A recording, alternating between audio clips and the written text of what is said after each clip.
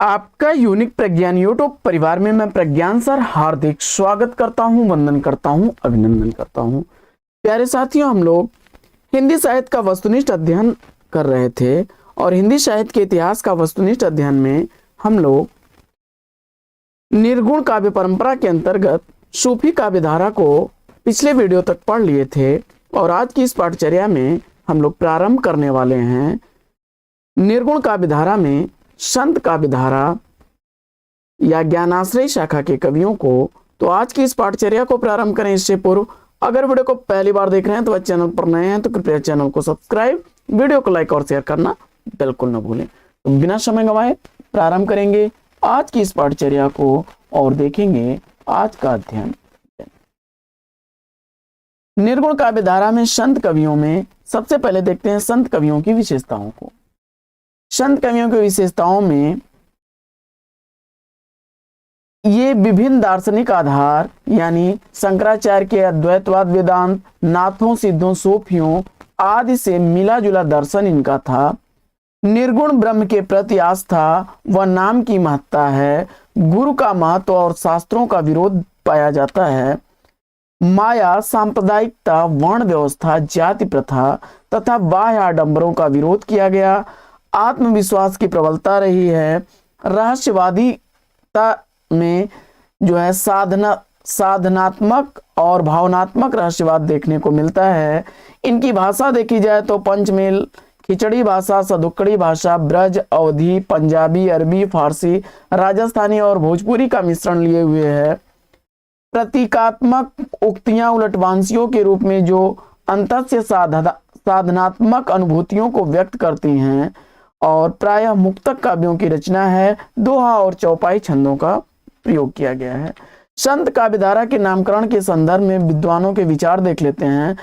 तो आचार्य हजारी प्रसाद द्विवेदी जी इसे निर्गुण काव्य कहते हैं, तो शुक्ल जी इसे ज्ञानाश्रयी शाखा कहते हैं। राम कुमार वर्मा, गणपत चंद्र गुप्त, परशुराम द्विवेदी इसे संत काव्य की संज्ञा देते हैं। संत कवि के प्रथम कवि की अगर बात की जाए तो रामकुमार वर्मा के अनुसार नामदेव प्रथम संत कवि हैं। वहीं रामचंद्र शुक्ल, रामस्वरूप चतुर्वेदी, आचार्य हजारी प्रसाद द्विवेदी जी ने कबीर दास को संत काव्य परंपरा का प्रथम कवि माना है। आइए बढ़ते हैं पाठचर्या में आगे और देखते हैं कुछ प्रमुख संप्रदायों को। तो वारकरी संप्रदाय इसका केंद्र रहा है पणहरपुर। संत पुंडलिक इसके प्रवर्तक थे। ज्ञानदेव और नामदेव इसके समर्थक थे। महानुभाव संप्रदाय चक्रधर स्वामी महदम्बा इसके प्रवर्तक थे। साधो संप्रदाय फर्रुखाबाद व मिर्जापुर इसका क्षेत्र रहा और उदयदास बीरभान इसके प्रवर्तक थे। आचार्य रामचंद्र शुक्ल ने बताया है कि उदयदास और बीरभान रैदास के शिष्य थे। आगे सिख संप्रदाय के प्रवर्तक गुरु नानक देव थे और पंजाब इसका केंद्र रहा। गुरु अंगद, गुरु अमरदास, गुरु रामदास, अर्जुन देव, तेग बहादुर सिंह और गुरु गोविंद सिंह इसके प्रमुख पात्र हैं। दादू पंथ नराना राजस्थान इसका केंद्र रहा। दादू दयाल इसके प्रवर्तक हैं। रज्जब, सुंदरदास, गरीबदास, मिश्कीदास, जगजीवन दास, प्रागदास और जन गोपाल इसके प्रमुख पात्र हैं। सतनामी संप्रदाय के जगजीवन दास प्रवर्तक थे। भीखा साहब, गोविंद साहब इसके समर्थक रहे हैं और नरलोन या नारलौन हरियाणा का क्षेत्र इसका केंद्र है। बाबा लाली संप्रदाय, बाबा लाल इसके प्रवर्तक हैं। गुरुदासपुर पंजाब क्षेत्र था इसका। निरंजनी संप्रदाय में उड़ीसा एवं राजस्थान के डिंडवाना क्षेत्र रहा है और हरिदास निरंजनी को कुछ लोग इसका प्रवर्तक मानते हैं तो कुछ लोग जगन को मानते हैं। इसके समर्थकों में रूपदास, नारायण दास, स्वामी हरिदास, हरिराम, शीतल दास, लक्ष्मण दास, गंगादास, नरसिंह दास, बलराम दास और मंछराम, किशन दास और आशा राम इसके समर्थक रहे हैं। बिश्नोई संप्रदाय बीकानेर राजस्थान इसका केंद्र है। जमनाथ या जाम्भोजी इसके प्रवर्तक। लोहा पागल, हावली, पावजी, मालदेव और दत्तनाथ इसके समर्थक रहे हैं। वहीं उदासी संप्रदाय का प्रवर्तन श्रीचंद ने किया।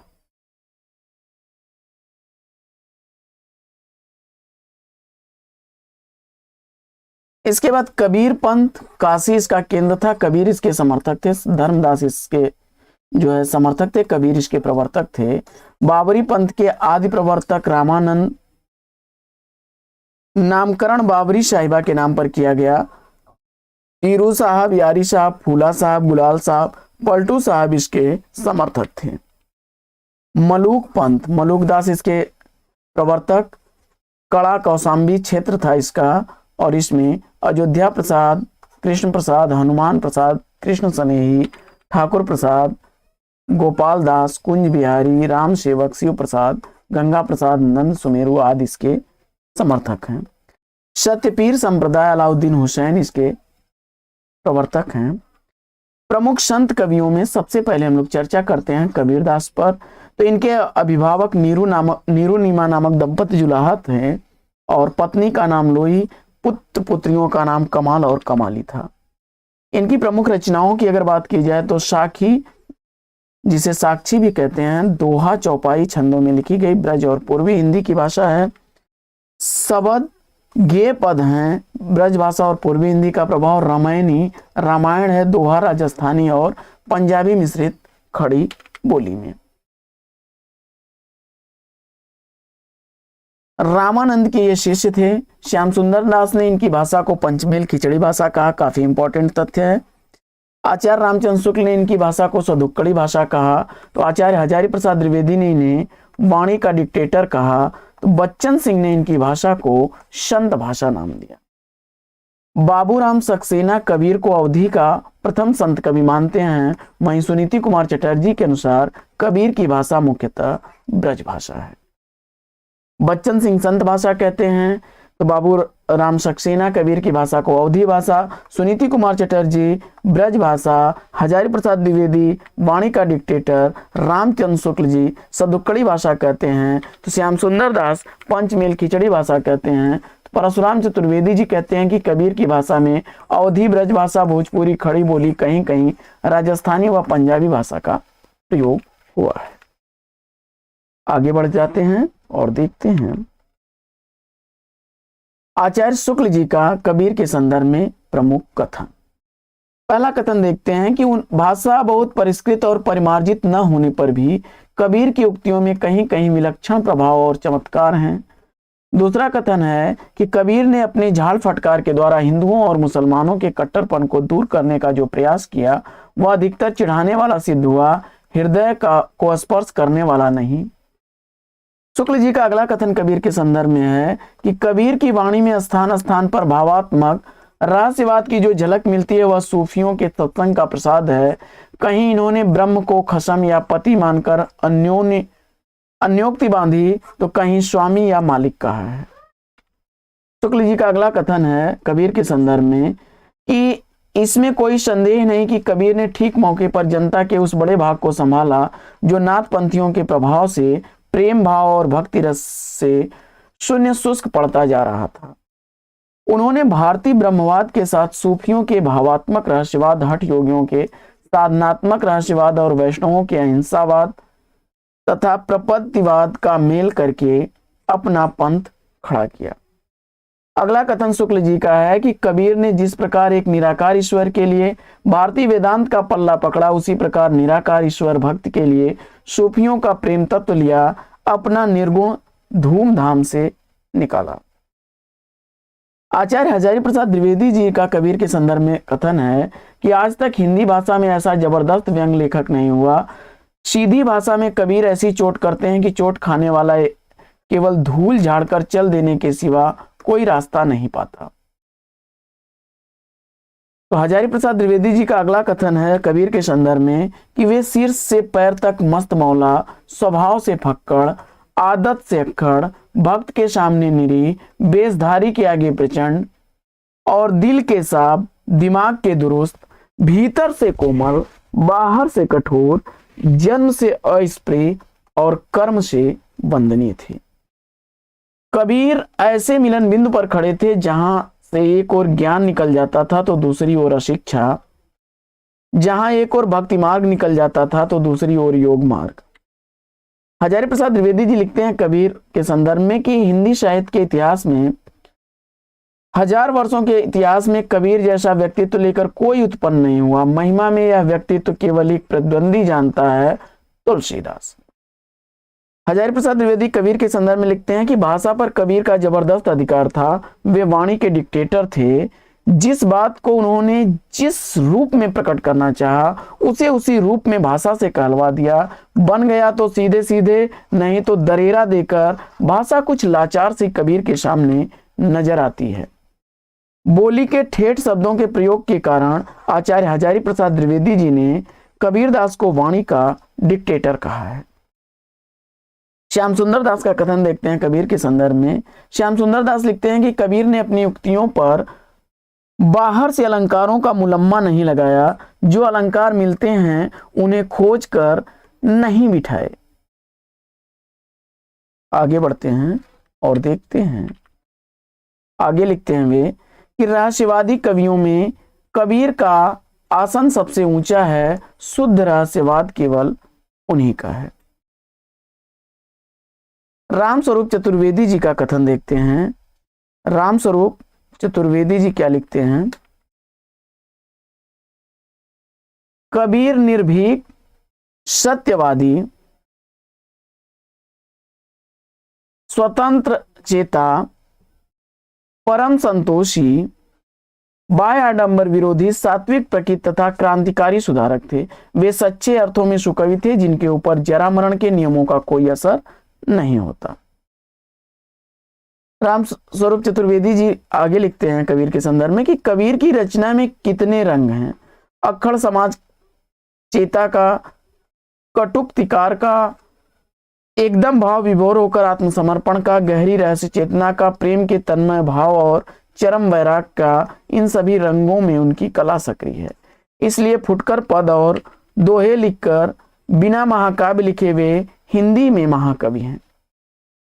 कबीर और जैसी कला की दृष्टि से सूर्य और तुलसी से हीन है, यह कहना न इन रचनाओं के प्रति न्याय है, न भाषा, संवेदना, विचार प्रणाली, सभी दृष्टियों से कबीर शास्त्रीयता के समक्ष खांटी देसीपन को महत्व देते हैं।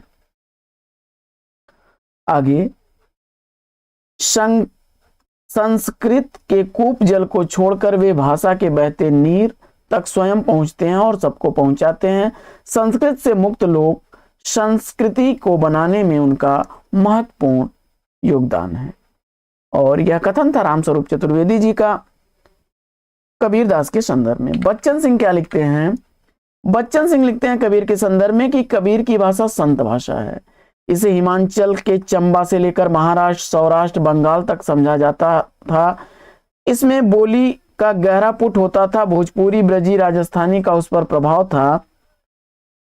दूसरा कथन है उनका कबीर के संदर्भ में कि कबीर पहले व्यक्ति हैं जिन्होंने विभिन्न धर्मों, संप्रदायों, जातियों, वर्णों से नकार कर ऐसे समाज की स्थापना का प्रयास किया जिसमें धर्म, संप्रदाय, ऊंच नीच के भेदभाव के लिए कोई स्थान नहीं। पीड़ित, शोषित, अपमानित जन समाज के दुख से जितना सरोकार कबीर का है, भक्ति काल के अन्य किसी कवि का नहीं है।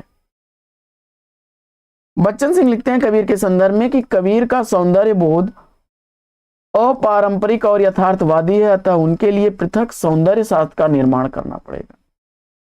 कबीर के संदर्भ में बच्चन सिंह का अगला कथन है कि कबीर ने साहित्य के लिए साहित्य नहीं लिखा। मस्त मौला राम को साहित्य से क्या मतलब। और अगला कथन है कि हिंदी भक्त काव्य का प्रथम क्रांतिकारी पुरस्कर्ता कबीर है। काफी इंपॉर्टेंट कथन है, यह परीक्षाओं में रिपीट हुआ है। आगे बढ़ते हैं और कबीर के संदर्भ में गुलाब राय के विचार देखते हैं। गुलाब राय लिखते हैं कि अपने धार्मिक सिद्धांतों के अनुरूप कबीर ने नीति संबंधी दोहे भी अच्छे कहे हैं। केवल ज्ञान पिपासा ही न थी, वरन धर्म प्रचार की भी इच्छा थी। कबीर की भाषा जोरदार है जो इनकी तीव्र अनुभूति का परिचय देती है। नाभादास लिखते हैं कि हिंदू तुरक प्रमाण रमैनी शब्दी साखी। डॉक्टर रामकुमार वर्मा का कबीर के संदर्भ में कथन है कि कबीर का काव्य बहुत स्पष्ट और प्रभावशाली है। यद्यपि कबीर ने पिंगल और अलंकार के आधार पर काव्य रचना नहीं की, तथापि उनकी काव्य अनुभूति इतनी उत्कृष्ट थी कि वे सरलता से महाकवि कहे जा सकते हैं। आगे बढ़ते हैं और कबीर दास पर लिखे गए कुछ महत्वपूर्ण ग्रंथों को देख लेते हैं। तो कबीर नाम से हजारी प्रसाद द्विवेदी जी ने लिखा है। तो कबीर का रहस्यवाद राम कुमार वर्मा की रचना है। कबीर विजेंद्र स्नातक ने कबीर नाम से संपादन किया। तो कबीर तथा उनके अनुयायी डॉक्टर FEK ने, कबीर का विचार डॉक्टर गोविंद त्रिगुणायत ने, कबीर की दार्शनिक विचारधारा का आलोचनात्मक अध्ययन डॉक्टर रामजी लाल सहाय का है। तो कबीर के बीजक की टीकाओं की दार्शनिक व्याख्या डॉक्टर गिरीश चंद तिवारी की। तो संत कबीर डॉक्टर राम कुमार वर्मा की। इनका जो है जन्म स्थान पीताम्बर दत्त बड़तवाल, राम कुमार वर्मा, गोविंद त्रिगुणायत और सरनाम सिंह शर्मा के अनुसार मगहर है। और डॉक्टर श्याम सुंदर दास, परशुराम चतुर्वेदी, प्रभाकर माचवे कबीर के अंतः साक्ष्य पर इनका जन्म स्थान काशी है। कबीर के जन्म के संदर्भ में विद्वानों के विचार देख लेते हैं। तो बच्चन सिंह माता प्रसाद गुप्त, विश्वनाथ त्रिपाठी 1398 ईस्वी मानते हैं। श्याम सुंदर दास, आचार्य रामचंद्र शुक्ल, आचार्य हजारी प्रसाद द्विवेदी 1399 ईस्वी मानते हैं। चंद्रबली पांडे ने बेलहरा आजमगढ़ माना। तो पूर्वी पंजाब भोलानाथ तिवारी ने, तो मिथिला सुभद्रा झा ने माना है। निष्कर्षतः कबीर का जो जन्म है वो काशी यानी वाराणसी के लहरतारा में हुआ था और मृत्यु इनकी मगहर संत कबीर नगर में हुई थी। 1398 ईस्वी में इनका जन्म हुआ था। कबीर की रचनाओं और उनके संग्रहकर्ताओं को देख लेते हैं। तो साखी जीवन संबंधी सांप्रदायिक शिक्षा, उपदेश तथा आध्यात्मिक रचनाएं जिसकी भाषा सदुक्कड़ी अर्थात राजस्थानी पंजाबी मिश्रित है। शब्द में योग साधना और भक्ति भाव है। रामायणी दार्शनिक विचार के योग्य गेय पद है। बीजक नाम से इनके शिष्य धर्मदास ने इनकी रचनाओं का संकलन किया। सबसे प्राचीन बीजक धनौती मठ का माना जाता है। बीजक को ज्ञान चौतीसा भी कहा जाता है। आदि ग्रंथ में इसके 52 आखिरी हैं। कबीर ग्रंथावली में इसे रामायणी कहा गया है। बीजक की टीकाएं पूरन दास या पूरण साहब की त्रिज्या टीका और महाराज विश्वनाथ सिंह जू की टीका प्रसिद्ध है। आगे बढ़ते हैं और आगे देखते हैं कबीर ग्रंथावली का संपादन नागरी पचारणी सभा द्वारा, जिसके संपादक थे श्याम सुंदर दास। पारसनाथ तिवारी के संपादन में भी जो है कबीर ग्रंथावली का संपादन हुआ और गुरु ग्रंथ साहिब में कबीर की साखियों को सलोक या श्लोक कहा गया है। कबीर नाम से क्षितिज मोहन सेन ने ग्रंथ लिखा। तो साखी ग्रंथ हनुमान दास का, कबीर रचनावली अयोध्या सिंह उपाध्याय हरिऔध की है। तो साखी संग्रह विचार दास का, सत्य कबीर की साखी साधु युगलानंद की, शब्दावली और साखी बेलवेडियर प्रेस प्रयाग की है। वहीं कबीर ग्रंथावली डॉक्टर रामकिशोर शर्मा की रचना है। आगे बढ़ते हैं और कबीर की जीवनी के लिए कुछ प्रमुख सामग्री को देखते हैं। तो पीपा की वाणी में अत्यधिक उपलब्धियों की प्रशंसा मिलती है। कबीर चरित्र बोध प्रथम सांप्रदायिक ग्रंथ है जिसमें कबीर के उदय का उल्लेख है। भवतारण धर्मदास के में कबीर विभिन्न युगों में जन्म लेने का उल्लेख मिलता है। भक्तमाल नाभादास में कबीर सहित अन्य भक्तों के जीवन का चित्रण है। कबीर परिचय अनंता नंदयानंद दास में कबीर के जीवन, व्यक्तित्व, गुरु रामानंद आदि का उल्लेख देखने को मिल जाएगा और सिकंदर लोदी का समकालीन भी इसी में बताया गया है। कबीर गोरख पोस्ट गोरखनाथ व कबीर के बीच तत्व सिद्धांत पर आधारित रचना है। कबीर पंथ के ग्रंथों में निर्भय ज्ञान और आशा सागर प्रमुख हैं। आगे बढ़ते हैं और देख लेते हैं धर्मदास को। तो धर्मदास अमर सुख निधान में इनका जीवन चरित्र वर्णित है। घट रामायण तुलसी साहेब द्वारा का है में धर्मदास के विचारों का वर्णन है। कबीर के प्रधान शिष्य थे। कबीर की मृत्यु के बाद उनकी गद्दी इन्हें मिली थी और बीजक के संग्रहकर्ता भी धर्मदास हैं। आगे बढ़ते हैं और देख लेते हैं नामदेव को। तो नामदेव का जन्म सतारा महाराष्ट्र में 1270 ईस्वी में हुआ था।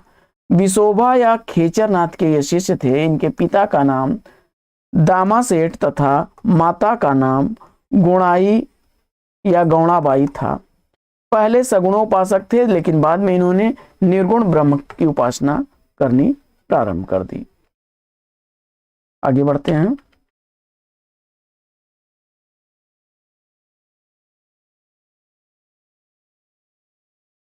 वारकरी संप्रदाय के संत ज्ञानदेव से ये प्रभावित थे।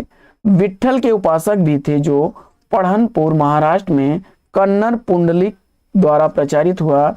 इस संप्रदाय में विष्णु और शिव में कोई अंतर नहीं है। संत नामदेव की पदावली का संपादन भगीरथ मिश्र ने, संत नामदेव और हिंदी पद साहित्य पुस्तक का संपादन रामचंद्र मिश्र ने किया। इन्हें महाराष्ट्र के संत पंचायतन यानी ज्ञानदेव, एकनाथ, समर्थ, रामदास और तुकाराम को शामिल किया जाता है।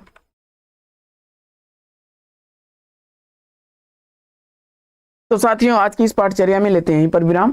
फिर मिलेंगे आपसे अगले वीडियो में एक नए प्रश्न, एक नए टॉपिक, एक नए अंदाज में। तब तक के लिए लेते हैं आपसे विदा। आपका जीवन मंगलमय हो। बेस्ट विशेष बेस्ट ऑफ लक। जय हिंद साथियों।